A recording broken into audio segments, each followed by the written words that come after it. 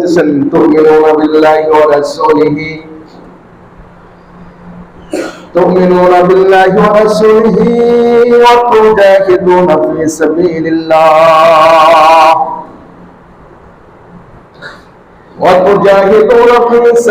الله بأموالكم وأنفسكم ذلكم خير لكم إن كنتم تعلمون আল্লাহ পাক প্রথমে শর্ত দিয়েছেন যে এই ব্যবসাটা, এই বিজনেসটা করার জন্য ন্যূনতম কতটুকু যোগ্যতা দরকার। আল্লাহ রাব্বুল আলামিন যোগ্যতা দিয়েছেন তুমিনুনা বিল্লাহি ওয়া রাসূলিহি, যাদের ভিতরে আল্লাহ এবং তার রাসূলের ঈমান থাকবে তারাই কেবল ব্যবসাটা করতে পারবে। যারা ঈমানদার শুধু তারাই এই ব্যবসাটা করতে পারবে। আর ঈমান ছাড়া এই ব্যবসা করলে ওই ব্যবসায় কোনো কাজ হবে না। আল্লাহ বলেন তুমিনুনা বিল্লাহি ওয়া রাসূলিহি, যারা আল্লাহ এবং তার রাসূলের উপর ঈমান আনয়ন করেছে তাদের জন্য ব্যবসা হলো ওয়াতুজাহিদুনা ফি সাবিলিল্লাহি বিআমওয়ালিকুম ওয়া আনফুসিকুম ওয়াতুজাহিদুনা ফি সাবিলিল্লাহি বিআমওয়ালিকুম ওয়া আনফুসিকুম, যারা আল্লাহ এবং তার রাসূলের উপর ঈমান আনয়ন করেছে তারা তাদের সম্পদ, তাদের জীবন, তারা তাদের সম্পদ, তাদের জীবন, সম্পদের বিনিময়, জীবনের বিনিময় আল্লাহর জমিনে আল্লাহর দ্বীন প্রতিষ্ঠা করার জন্য জিহাদ করবে। খায়রুল লাকুম ইন কুনতুম তা'লামুন। আর এই যে আল্লাহর জমিনে জানমালের বিনিময়ে আল্লাহর দ্বীন বিজয়ের জন্য জিহাদ করবে, এই যে ব্যবসাটা সে করলো, এই ব্যবসাটা তার জন্য সবচাইতে কল্যাণকর, সর্বোত্তম ব্যবসা। ইন কুনতুম তা'লামুন, যদি তোমরা সেটা বুঝতে পারো। কিতাবুল বইয়ের ভিতরে বিজনেসের ফর্মুলা, বিজনেসের পদ্ধতি সম্পর্কে আলোচনা করা হয়। কোন মানুষ ব্যবসা করতে গেলে প্রথমত 5টা জিনিস উপস্থিত লাগবে। একটা হলো ব্যবসার পণ্য, 2 নম্বর হলো পণ্য থাকলে হবে না, পণ্যের মালিক থাকতে হবে যিনি বিক্রি করবেন। 3 নম্বর হলো পণ্য আছে, পণ্যের মালিক আছে, পণ্যের ক্রেতা লাগবে, ক্রেতা। 3 নম্বর হলো বেচা কেনা করার জন্য একটা জায়গা লাগবে, একটা হাট, বেচা কেনার হাট। আর 5 নম্বর হলো কোন জিনিস কেনা বেচা করতে গেলে লেনদেন করা লাগবে, মূল্য লাগবে, মূল্য। তাহলে আল্লাহ পাক রব্বুল আলামিন আমাদেরকে বলছেন তোমরা তোমাদের জান মাল দিয়ে আল্লাহর সাথে ব্যবসা করো। তাহলে ব্যবসার থিওরি অনুযায়ী এই বিজনেসের ভিতরে 5টা জিনিস থাকা দরকার। এবার আসুন 5টা জিনিস কি। 2 নম্বর হলো এই ব্যবসাটা সর্বোত্তম ব্যবসা কেমন করে হলো।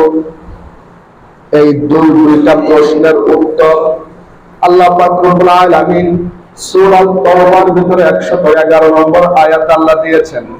আল্লাহ বলেন ইন্নাল্লাহা আশতারা মিনাল মুমিনিনা আনফুসাহুম ওয়া আমওয়ালাহুম বিআন্না লাহুমুল জান্নাহ। আপনি আমার মালিক, আসমানের মালিক, ইন্নাল্লাহা আশতারা মিনাল মুমিনিনা আনফুসাহুম ওয়া আমওয়ালাহুম বিআন্না লাহুমুল জান্নাহ। নিশ্চয় আল্লাহ তাআলা খরিদ করে নিয়েছেন মিনাল মুমিনিন, মুমিনদের কাছ থেকে, আনফুসাহুম ওয়া আমওয়ালাহুম, তাদের জীবন এবং তাদের সম্পদ, বিআন্না লাহুমুল জান্নাহ, বিনিময়ে আসমানের মালিক মুমিনদের কাছে তার জান্নাতকে বিক্রি করেছে। সুবহানাল্লাহ। তাহলে এখানে দেখেন আল্লাহর জান্নাত একটা পণ্যের মতো যেটার কেনা বেচা হয়, আর জান্নাতের বিক্রেতা মালিক হলেন আল্লাহ। জান্নাতের ক্রেতা হলেন মুমিন মুসলমান। মুমিন মুসলমান ছাড়া যারা আল্লাহর উপর ঈমান আনয়ন করেছে এই সকল ব্যক্তি ছাড়া অন্য কেউ জান্নাত কেনার যোগ্যতা রাখে না। 3 নম্বর হলো জান্নাত কেনা বেচার হাট হলো জমিন দুনিয়া। আর 5ম নম্বর হলো জান্নাতের কেনার জন্য, জান্নাত ক্রয় করার জন্য মূল্য, বিনিময়। আল্লাহ পাক রব্বুল আলামিন জান্নাতের বিনিময় এমন একটা জিনিসকে নির্ধারণ করেছেন যে মূল্যটা, যে বিনিময়টা একজন কোটিপতি দিতে পারবে, একজন ফকির নিয়ে দিতে পারবে।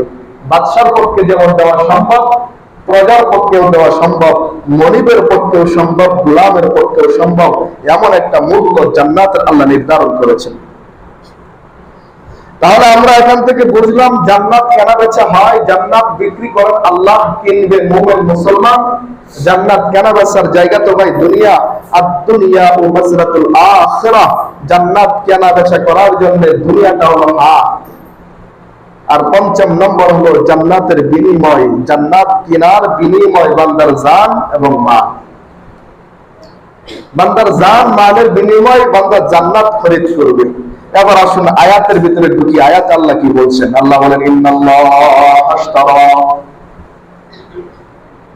ইশতারা, মাজির সিগা, পাস্ট টেন্সের শব্দ, অতীতকালের শব্দ এটা। আল্লাহ বলেন ইশতারা, আমি খরিদ করে নিয়েছি। আল্লাহ বলছেন আমি খরিদ করে নিয়েছি, কিনে নিয়েছি। এখানে 2টা অর্থ হয়, একটা হলো আমি কিনেছি, আরেকটা আমি কিনবো। একটা হলো আমি কিনেছি, আরেকটা আমি কিনবো। 2টার অর্থ কি এক? একটা অলরেডি কেনা বেচা সংগঠিত হয়ে গেছে, আরেকটা সামনে হবে। আল্লাহ ইশতারা মাজির সিগা, ফার্স্ট টেন্সের শব্দ আল্লাহ বুঝাইছেন আমি অলরেডি মুমিনদের কাছ থেকে কিনে নিয়েছি। সূরা হাশর, সূরা তাওবার 111 নম্বর আয়াত, আপনি গুগলে সার্চ করে রিসার্চ করে দেখবেন আয়াতের অর্থ। হুবহু এই অর্থটাই আপনি পাবেন। আমি খরিদ করে নিয়েছি মুমিনদের কাছ থেকে তাদের জান আর তাদের মাল, বিআন্না লাহুমুল জান্নাহ, আর বিনিময়ে আমি আমার জান্নাত তাদের কাছে বিক্রি করে দিয়েছি। সুবহানাল্লাহ। তো শরীয়তের দৃষ্টিতে, শরীয়তের বিজনেসের ফর্মুলার ক্ষেত্রে বিজনেস বলা হয় বিআইতু ওয়া ইশতারাইতু। বিক্রেতা বলবে আমি বিক্রি করলাম, ক্রেতা বলবে আমি খরিদ করলাম। যখন উভয়ই বেচা কিনার ব্যাপারে অঙ্গীকারবদ্ধ হবে তখন বেচা কিনা সংগঠিত হয়ে যাবে। আর 2য় নম্বর বিজনেসের শর্ত হলো ক্রেতা আগে মূল্য পরিশোধ করবে, বিক্রেতা তারপরে মাল পরিশোধ করবে। যেমন আমি মোবাইলটা আপনার কাছে বিক্রি করছি, এখন আপনি মোবাইলের মূল্যটা আগে আমাকে দিবেন, তারপর আমি মোবাইলটা আপনাকে দিব। এটাই শরীয়তের মাসআলা। এটা কি শরীয়তের মাসআলা? কিন্তু আমাদের দেশে ছিল উল্টা। বিক্রেতা আগে মূল্য দেয়, পণ্য দেয়, তারপরে ক্রেতা কি করে? মূল্য পরিশোধ করে। আগে আপনি টাকা দিবেন, তারপরে পণ্য বুঝে নিবেন। আল্লাহ পাক রব্বুল আলামিন এই আয়াতের ভিতরে বলছেন আমি মুমিন মুসলমানদের কাছ থেকে তাদের জান আর মাল কিনে নিয়েছি, বিনিময়ে আমি আমার জান্নাত বিক্রি করেছি। তাহলে আমরা যারা মুমিন মুসলমান, আমাদের কাছে আমাদের জানের চাইতে আল্লাহর জান্নাতের দাম কম না বেশি? জোরে বলেন। আমাদের জান মালের বিনিময়ে আল্লাহ যদি আমাদের কাছে জান্নাতটা বিক্রি করে কিনতে রাজি আছি? আমি যে কথাটা বলতেছি এটা অনেক গভীরের একটা কথা, আপনি বুঝেন। স্বয়ং আল্লাহর সাথে আপনার চুক্তি হচ্ছে, সেই চুক্তি মাধ্যম হলাম আমি, আমার মাধ্যমে আল্লাহ তার বান্দার সাথে একটা চুক্তি করতেছেন। আল্লাহ বলতেছেন ইন্নাল্লাহ আশতারা মিনাল মুমিনিনা আনফুসাহুম ওয়া আমওয়ালাহুম বিআন্না লাহুমুল জান্নাহ। ও বান্দা, মুমিন বান্দা, তোমার জান আর মালের বিনিময়ে নিশ্চয়ই আমি আল্লাহ আমার জান্নাত তোমার কাছে বিক্রি করলাম। এবার আপনারা বুঝে থাকলে আপনারা বলেন, আপনারা কি আল্লাহর জান মালের বিনিময়ে জান্নাত কিনতে চায়? যদি জান্নাত কিনতে চায় তাহলে আমার সাথে বলেন আমরাও আমাদের জান আর মাল বিক্রি করলাম। বলেন বিনিময়ে আল্লাহর জান্নাত খরিদ করলাম। তাহলে কি পাওয়া গেল? বিআইতু ওয়া ইশতারাইতু। আল্লাহ বলছেন আমি কিনলাম, আমরাও বললাম বিক্রি করলাম। বেচা কিনা অলরেডি সংগঠিত হয়ে গেছে, তাই না?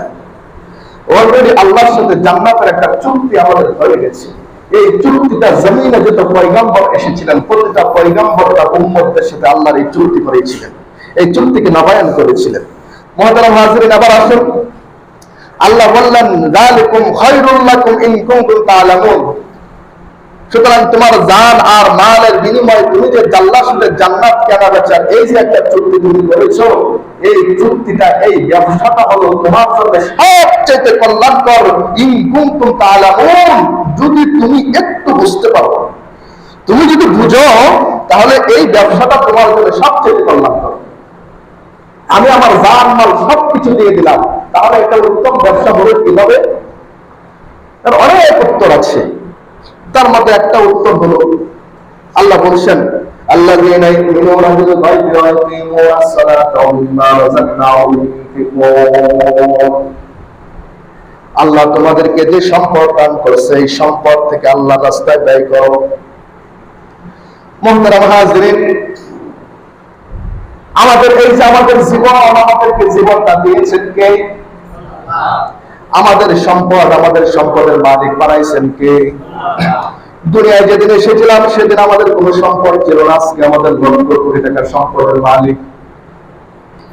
আমাদের এই জীবনের কোনো অস্তিত্ব ছিল না, আমাদেরকে আল্লাহ অস্তিত্ব থেকে অস্তিত্ব দান করেছেন, সম্পদের মালিক বানাইছেন। তাহলে আমার এই জীবনটাও আল্লাহ, আমার সম্পদটাও আল্লাহ। আমার কোন স্ত্রী সন্তান ছিল না, আল্লাহ ওয়াল বানুনা যিনাতুল হায়াতিদ দুনিয়া। আল্লাহ পাক রব্বুল আলামিন আমার ঘরে সন্তান সন্ততি দিয়ে আমার ঘরটাকে ভরপুর করে দিয়েছেন। তার মানে হলো আমার জীবনের মালিকও আমি না, আমার সম্পদের মালিকও আমি না, আমার স্ত্রী সন্তানের মালিকও আমি না। আমাকে আমার মালিক আমাকে জীবন দান করেছেন, সম্পদ দান করেছেন, স্ত্রী সন্তান দান করেছেন। তাহলে প্রকৃতপক্ষে আমার জীবন, আমার সম্পদ আর আমার ধন দৌলত সব কিছুর মালিক হলেন আল্লাহ। তো সব কিছুর মালিক আল্লাহ। তো আল্লাহর দেওয়া জীবন, আল্লাহর দেওয়া হায়াত, আল্লাহর দেওয়া সম্পদ আল্লাহর কাছে বিক্রি করলাম, বিনিময়ে আমাদের সবচেয়ে প্রিয় বস্তু আল্লাহর জান্নাতকে খরিদ করলাম। জীবনটাও আল্লাহর, সম্পদও আল্লাহর, আবার আল্লাহর কাছে বিক্রি করছি আমরা। কেবল করলাম না বিক্রি, আমার জীবন, আমার মরণ, এটা আল্লাহ আমাকে দিয়েছেন, আমি আবার আল্লাহর কাছে বিক্রি করে আল্লাহর কাছে জান্নাত খরিদ করলাম। কেমন জানি মালিকের জিনিস মালিকের কাছে বিক্রি করে আমার সবচেয়ে প্রিয় জিনিসটা আমি খরিদ করে নিয়ে নিলাম। তাহলে এর চেয়ে উত্তম ব্যবসা আর কি হতে পারে? উত্তম ব্যবসা হওয়ার দ্বিতীয় নম্বর কারণ হলো, আমি যদি এই মোবাইলটা আপনার কাছে বিক্রি করি, আপনি কিনেছেন, আমি বিক্রি করেছি, একটা নিয়ম কি? আপনি আমার মোবাইলটা নিয়ে নেবেন, তাই না? আপনি এখন আমার মোবাইলটা নিয়ে যাবেন। তো আল্লাহর কাছে এই যে আমি এই যে একটু আগে চুক্তি করলাম যে আল্লাহ আমার জান মাল বিক্রি করলাম তোমার জান্নাতের বিনিময়ে। এখন যদি আল্লাহ কয় ঠিক আছে বিক্রি যেহেতু করছস, তাহলে তোর সব সম্পদ নিয়ে আয়, তোর জীবনটাও নিয়ে আয়, আজরাইল পাঠাইতেছেন, তাহলে কেমন হতো? আল্লাহ বলেন যে না, তুই আমার কাছে বিক্রি করেছিস, ঠিক আছে, এতটুকুই যথেষ্ট। আবার এই জান আর মাল তোর কাছে রাখ, তোর কাছে থাক। সুবহানাল্লাহ বিহামদিহি। মালিকের জিনিস মালিক নিয়ে বিক্রি করছি, আবার ওই জিনিস মালিক নিয়েও যায় না, আবার আমার কাছেই রেখে দিচ্ছি। তাহলে এর চেয়ে কল্যাণকর ব্যবসা দুনিয়াতে আপনি কোথায় পাবেন? বিষয়টা এমন হয়ে গেল যে আপনার মোবাইলটা আমি কিনেছি, কেনার পর আমি বললাম ঠিক আছে ভাই, মোবাইলটা তোমার কাছে তুমি রাখো, তুমি তোমার কাজে ব্যবহার করো, কিন্তু শুধু একটা কথা তোমার মাথায় রাখো, এখন থেকে এই মোবাইলটার মালিক তুমি না, মোবাইলটার মালিক আমি। আমি তোমার কাছে রাখছি আমানত হিসাবে। আল্লাহ পাক রব্বুল আলামিন বলেন, বান্দা তুই তোর জান মালের বিনিময়ে আমার কাছে জান্নাতের যে চুক্তি করেছিস, এই জান আর মাল আমাকে পরে এখন দেওয়া লাগবে না, এটা তোর কাছেই থাক। তবে শুধু শর্ত একটাই, এখন থেকে এই তোর জানের মালিক তুই না, তোর মালের মালিক তুই না, তোর জান আর মালের মালিক হলাম আমি আল্লাহ।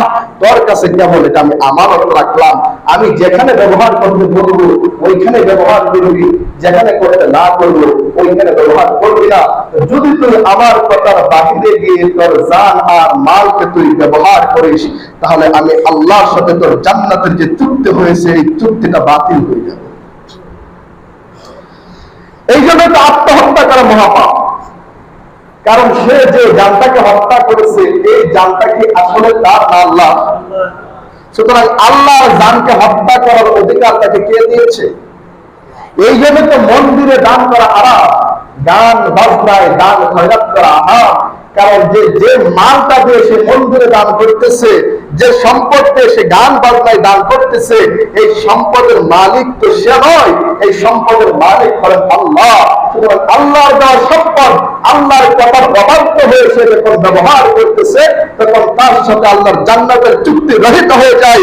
ওই অবস্থায় বান্দা মারা গেলে বান্দা কখনোই আল্লাহর জান্নাতে প্রবেশ করতে পারবে না, চুক্তি বাতিল হয়ে গেছে। আর যদি কোনো বান্দা